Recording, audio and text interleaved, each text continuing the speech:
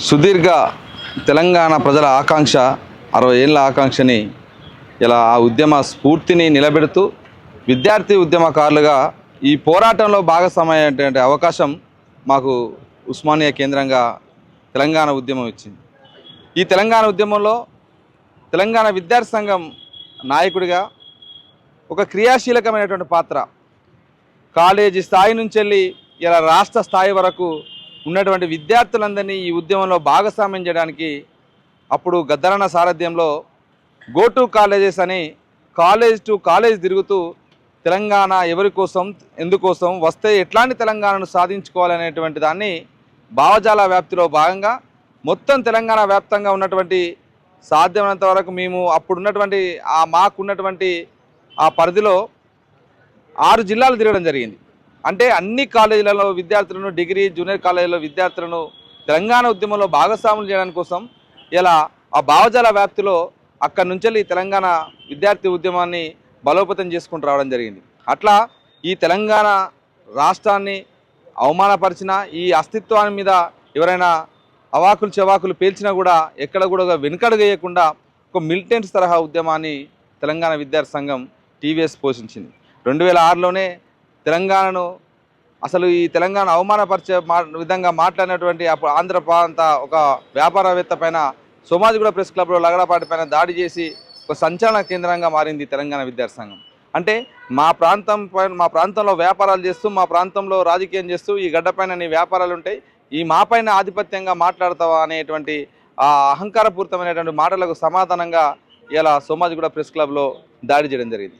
అక్కడి నుంచి మొదలైనటువంటి ప్రస్థానం ఇలా దేవుళ్ళను సైతం వదిలిపెట్టకుండా తెలంగాణ ఏర్పాటు కావడం అనేది మహాపాపం అన్నటువంటి సత్యసాయిబాబాను కూడా వదలకుండా, దేవుడు అయితే నువ్వు అందరి పక్షాన ఉండాలి, ప్రజలు, ఆంధ్ర ప్రజలు, తెలంగాణ ప్రజలు, పీడిత ప్రజలు అందరూ కూడా సమానమైనటువంటి ధోరణిలో ఉండాలి, కానీ నువ్వు ఒక ప్రాంత ప్రజల పైపు ఎట్లా ఉంటావు అనేటువంటి కోణంలో దేవుణ్ణి కూడా వదిలిపెట్టకుండా ప్రశ్నిస్తూ అక్కడ ఉన్నటువంటి టెంపుల్ పైన కూడా దాడి చేయడం జరిగింది.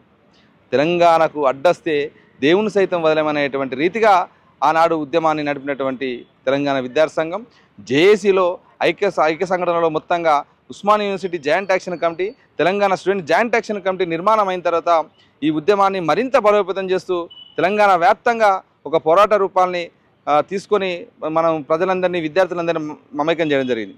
ఆ పోరాటంలో విద్యార్థులుగా మేము చేస్తున్న ప్రతి పోరాటాన్ని మా ప్రజలందరూ కూడా ఇక్కడ ఉన్నటువంటి మొత్తం సబ్బండ కులాలు కూడా ఆదరించిళ్ళు. ఇలా అట్లా ఆదరించిళ్ళు కాబట్టి మా పైన జరిగిన ప్రతి సందర్భంలో లాఠీ చార్జ్ జరిగినా, దాడి జరిగినా, ఏ జరిగినా కూడా ప్రజలందరూ కూడా రోడ్లపైకి వచ్చి మా బిడ్డల్ని కొడతారా అని మాకు మద్దతుగా ధర్నాలు, రస్తారోకోలు, నిరసన కార్యక్రమాలకు నిర్వహించారు. అట్లా ఈ పోరాటాన్ని ఇక్కడితో ఆపకుండా ఇంకా మరింత ఉద్యమ స్ఫూర్తితోటి ప్రజల్లోకి తీసుకెళ్లాలి, ఈ భావజాల వ్యాప్తిని ఈ రాష్ట్ర కేంద్ర ప్రభుత్వాలపై ఒత్తిడి పెంచాలనేటువంటి లక్ష్యంతో సీరియస్గా పాదయాత్ర ద్వారా కూడా ఉత్తర తెలంగాణ బ్యాచ్లో నేను ఉండడం జరిగింది. అట్లా 2 బృందాలుగా విడిపోయి నార్త్ తెలంగాణ, సౌత్ తెలంగాణ రెండుగా విడిపోయి ఇట్నుంచి మొత్తంగా ఉస్మానియా నుంచి మొదలైనటువంటి పాదయాత్ర కాకతీయ యూనివర్సిటీలో పొలికేక ద్వారా ముగింపు జరిగే విధంగా దాన్ని మొత్తం పల్లెలన్నీ తడుతూ పోతున్న క్రమంలో పల్లెల్లో ప్రజలు ఆదరిస్తున్న తీరు, ప్రజల్ని మమ్మల్ని అంటే తెలంగాణ కోసం విద్యార్థులు, బిడ్డలు ఇంత కాళ్ళకు బొబ్బలొచ్చినా కూడా, కాళ్ళకు పొక్కులొచ్చినా కూడా ఇలా నడుచుకుంటూ తెలంగాణ కావాలని ఆ భావజాల వ్యాప్తిని ప్రచారం చేస్తున్నారని ప్రజలు చెలించిపోయి వాళ్ళు దాచుకున్నటువంటి డబ్బులను కూడా మాకు ఇచ్చినటువంటి ఘటనలు, మా కాళ్ళకు పాలతోటి కడిగినటువంటి ఘటనలు, మాకు ఇంకా మర్చిపోలేని మరవలేనటువంటి ఘటనలు, అవన్నీ మా జీవితంలో ఎప్పుడు కూడా మర్చిపోలేనటువంటి ఘటనలు ఇలా పాదయాత్ర ద్వారా చూసినాం. ప్రజలు ఆదరించిన తీరు, ప్రజలు వాళ్ళ గుండెలో పెట్టుకొని, వాళ్ళ ఇళ్ళలో పడబెట్టుకొని మాకు తిండి పెట్టిన తీరును ఇలా మేము నిజంగా జీవితంలో ఎప్పుడు కూడా మేము మర్చిపోలేనటువంటి ఘటనలు అవన్నీ కూడా.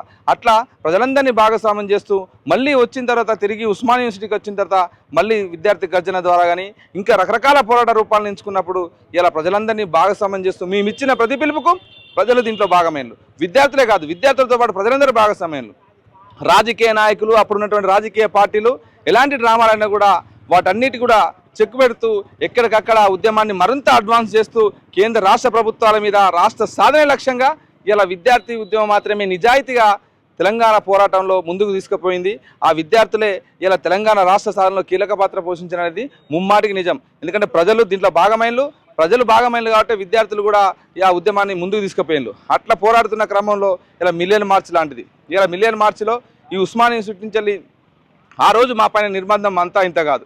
మొత్తంగా ఎక్కడికక్కడ పోలీస్ క్యాంపులు, మొత్తం బారికేడ్లు, ముళ్ళ కంచెలు పెట్టి మమ్మల్ని అణిచివేయాలని, మమ్మల్ని అరెస్టులు చేయాలని, జైల్లో పెట్టాలని చూసినా కూడా ఎక్కడ కూడా కేసులు అయితే జైలుకు పోతాం అనేటువంటి జంకు వంకు లేకుండా ఇలా ఈ బారికేడ్లను అన్నింటినీ ఛేదించుకొని, ముళ్ళ కంచెలన్నీ ఛేదించుకొని కూడా ఇలా మిలియన్ మార్చ్ ట్యాంక్ బండ్ వరకు ఇక్కడ ఉన్నటువంటి విద్యార్థి నాయకులు అందరూ కూడా మేమందరం కూడా మొత్తంగా ఇటు నుంచి రామ్నగర్, గాంధీనగర్ మీకెళ్ళి అట్లా లోయర్ ట్యాంక్ బండ్కి వెళ్ళి అక్కడ ఉన్న నిచ్చెన సాయంతో ట్యాంక్ బండ్ ఎక్కి ఇలా మా ఉద్యమ ఆకాంక్షల్ని ప్రతిబింబించే విధంగా మమ్మల్ని ఎంత నిర్బంధించినా కూడా మీరు మా ఆకాంక్షను ఆపలేరు, మా తెలంగాణ రాష్ట్రం కావాలనేటువంటి ఆకాంక్షను మీరు ఎట్టి పరిస్థితుల్లో తొక్కిపెట్టలేరు, రాష్ట్రం కోసం మేము దేనికైనా సిద్ధమైనటువంటి రీతిగా మా పోరాట రూపాన్ని చూపెట్టినాం. అంతే తరహాలో మాకున్నటువంటి ఆ ప్రెజర్ని ఎట్లా దీన్ని బయటికి చేయాలనుకున్నప్పుడు ఆ మిలియన్ మార్చ్లో ఆధిపత్య చిహ్నాలైనటువంటి ఆంధ్ర విగ్రహాలను కూడా కూల్చేసి మా నిరసనను అక్కడ ప్రదర్శించినాం. దాంట్లోనే సుదీర్ఘంగా నేను జైలు కూడా పోవడం జరిగింది. దాంట్లో చాలా కేసులలో నేను ఏవనగా ఉండడం జరిగింది. మిలియన్ మార్చ్ కేసులలో నాతో పాటు ఉన్నటువంటి మిత్రులందరూ కూడా అప్పుడున్నటువంటి మా తెలంగాణ విద్యార్థి సంఘంలో ఉన్నటువంటి దిలీప్ అయితేనేమి, మర్రికిరణ్ అయితేనేమి, సర్దార్ అయితేనేమి, హరీష్ అయితేనేమి, నవీన్ యాదవ్ అయితేనేమి, క్రాంతి అయితేనేమి, వీళ్ళందరూ కూడా అప్పుడున్నటువంటి మా నాయకుడు రాజారాం యాదవ్ అయితేనేమి అందరం కూడా ఒక సీరియస్గా మిలిటెన్సీ పోరాటాల్లో ఎట్లా తెలంగాణ ఉద్యమాన్ని అడ్వాన్స్ చేయాలనే దాంట్లోకి వెళ్ళే ఇలా విద్యార్థి సంఘంగా మేము జేఏసీలో భాగమవుతూ మొత్తంగా ఉద్యమాన్ని ముందుకు నడిపినాం. అట్లా చాలాసార్లు ఇలా మిలిటెన్సీ పోరాటాలు పోతున్న క్రమంలో నన్ను కూడా ఒకసారి పోలీసులు కిడ్నాప్ చేసి ఆ రోజు నన్ను ఎన్కౌంటర్ చేస్తారనేటువంటి పరిస్థితి కూడా కల్పించినటువంటి పరిస్థితి.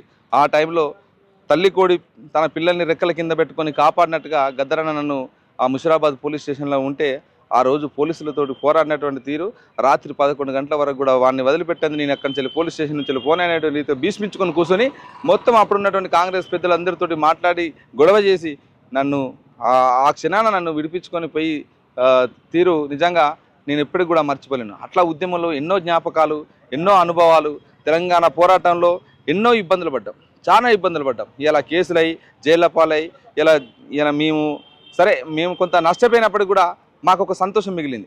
ఇలా నాలాంటి వాడిని ఇలా ఉస్మాన్ యూనివర్సిటీలో PhD చేసి రేపు డాక్టరేట్ తీసుకోబోతున్నా, కానీ ఇలా ఉద్యోగానికి నోచుకునేటువంటి పరిస్థితిలో ఇలా విద్యార్థి నాయకుడుగా నేను మిగిలిపోయాను. ఎందుకంటే తెలంగాణ రాష్ట్రాన్ని ఇలా అంత పోరాట స్ఫూర్తితోటి ఉద్యమంలో నిజాయితీగా నిక్కచ్చిగా నిలబడి ఇలా ఏ రాజకీయ ప్రలోభాలకు లొంగకుండా తెలంగాణ రాష్ట్రమే కావాలనే లక్ష్యంతో, ఏకైక లక్ష్యంతో పోరాటం చేసినామో, ఆ పోరాటం చేసిన తర్వాత వచ్చిన తెలంగాణలో అంతే నిజాయితీగా ఈ ఆకాంక్షల్ని అమలు పరచుకోవడానికి కోసం ఏ తెలంగాణ ఆకాంక్షల కోసం అయితే మనం కొట్లాడినామో అవన్నిటినీ ఈ తెలంగాణ ప్రజలకు అందాలి. కాబట్టి ఏ ఎన్నికల ముందు ఏదైతే హామీలు ఇచ్చిలో ఆ హామీలన్నిటి కూడా ప్రజలకు నెరవేర్చాలంటే ఖచ్చితంగా ఆ ప్రభుత్వం మీద ఒత్తిడి చేయడానికి కోసం మనం నిలబడాలని అట్లా ప్రజల పక్షాన, విద్యార్థుల పక్షాన, నిరుద్యోగుల పక్షాన నిలబడి మాట్లాడుతున్న క్రమంలో నా పైన మళ్ళీ అక్రమంగా ఊపా కేసులు పెట్టి జైళ్లలో 1 సంవత్సర కాలం కేసీఆర్ ప్రభుత్వం నిర్బంధించినా కూడా ఎక్కడ కూడా నిర్బంధానికి విరవకుండా ఇలా ప్రజల పక్షంగా, విద్యార్థుల పక్షంగా, నిరుద్యోగుల పక్షంగా నిలబడి ఇలా గొంతు విప్పడం జరిగింది. అట్లాంటి కేసులు 10 కేసులు నా పైన మోపడంతో నిజంగా ఉద్యోగాన్ని కూడా అవకాశం కోల్పోయిన పరిస్థితి. UAPA unlawful activities prevention act అనేటువంటిది దేశంలో అత్యంత పెద్ద కేసుగా ఇప్పుడు ఉన్నటువంటి పరిస్థితి. అట్లాంటి 10 కేసులు నా పైన నమోదు చేసి సంవత్సర కాలం జైల్లో నిర్బంధించినా కూడా వీళ్ళు ఎక్కడ కూడా ఆ కేసులకు భయపడినటువంటి పరిస్థితి. ఎందుకంటే ప్రజలు మహత్తరమైనటువంటి నమ్మకాన్ని మా పైన విద్యార్థి నాయకత్వం పైన పెట్టుకున్నారు. ఎందుకంటే విద్యార్థులే నిస్వార్థపరులు, వాళ్ళు ఖచ్చితంగా అనుకున్న లక్ష్యాలను నెరవేరుస్తారు. వాళ్ళు జ్ఞానవంతులు, చదువుకున్న వాళ్ళు, ఆ చదువు అంతా కూడా సమాజానికి ఉపయోగపడేలాగా నిలబడతారు అనేటువంటి నమ్మకాన్ని మా ప్రజలందరూ కూడా మా పైన విశ్వాసాలు పెట్టుకున్నారు. ఆ విశ్వాసాలు నిలబెట్టుకోవడానికి కోసం ఖచ్చితంగా వాళ్ళు అనుకున్నటువంటి లక్ష్యాలను సాధించడానికి కోసం కొద్దిమంది ఇలా ఉద్యమాలలో రకరకాల పోరాట రూపాల్లో ఎంతోమంది త్యాగాలు చేస్తున్నారు. వాళ్ళు త్యాగాలు చేస్తున్నారు. ఒకవైపు మనం కనీసం నిలబడి మాట్లాడలేమా, నిలబడి కొట్లాడలేమా, ఎలాంటి రాజీ పడకుండా రాజకీయాలతోటి లేకపోతే డబ్బు ప్రలోభాలకు ఎలాంటి వాటికి లొంగకుండా మనం పోరాడలేమా అనేటువంటి రీతిగా ఆ రోజు అట్లా నిలబడ్డాం. కాబట్టి ఇలా విద్యార్థి ఉద్యమకారులుగా ఇలా నిలబడి ఉండగలిగినాం. ఇలా స్వరాష్ట్రం సిద్ధించి 10 సంవత్సరాలైంది. ఈ 10 సంవత్సరాలు 10 వసంతాలు పూర్తయిన సందర్భంగా జూన్ 2 రోజు ఏదైతే సంబరాలు ఇలా కాంగ్రెస్ ప్రజాపాలనలో సంబరాలు చేసుకోబోతూ ఉన్నాం. ఈ సంబరాల సందర్భంగా ఆనాడు అమరులైనటువంటి అమరులకు నివాళులర్పిస్తూ అదేవిధంగా ఈ 10 సంవత్సరాలు గడిచిన సందర్భంగా ఆ పోరాటంలో ఈ రాష్ట్రం కావాలని ప్రతి ఒక్కరు ప్రజలందరూ కూడా సబ్బండ కులాలు, పీడిత కులాలందరూ కూడా ఇలా ఆ ఉద్యమంలో భాగమైనరు. వాళ్ళందరూ కూడా ఉద్యమ అభినందనలు తెలుపుతూ మనం ఏ లక్ష్యాల కోసమైతే తెలంగాణను సాధించుకున్నామో ఆ లక్ష్యాలు ఈ 10 ఏళ్ల కాలంలో వెనక్కిపోయినాయి. కేవలం ఇలా పెట్టుబడిదారి ప్రయోజనాలు, రాజకీయ పార్టీల ప్రయోజనాలు, లేకపోతే సంపన్నుల ప్రయోజనాల కోసం మాత్రమే 10 ఏళ్ల పాలన అంతా కూడా కేసీఆర్ పాలన అంతా కొనసాగింది. కాబట్టి ఇలా దాన్ని తెలంగాణ అస్తిత్వాన్ని, తెలంగాణ మనం అనుకున్నటువంటి లక్ష్యాలని, ప్రజలు కోరుకున్నటువంటి ఆకాంక్షలన్నిటిని కూడా ధ్వంసం చేస్తూ ఇలా పెట్టుబడిదారి ప్రయోజనాల కోసం, దోపిడీదారుల ప్రయోజనాల కోసమే 10 ఏళ్ళు కేసీఆర్ పాలన కొనసాగింది. కాబట్టి ఇలా తెలంగాణను మళ్ళొకసారి పునర్నిర్మాణం చేసుకోవాల్సినటువంటి బాధ్యత ఇలా మన పైన ఉన్నది. ఆ దిశగా ఇలా కాంగ్రెస్ ప్రజాపాలన కొనసాగుతోంది, ముందుకు తీసుకుపోతా ఉంది రేవంత్ అన్న సారథ్యంలో.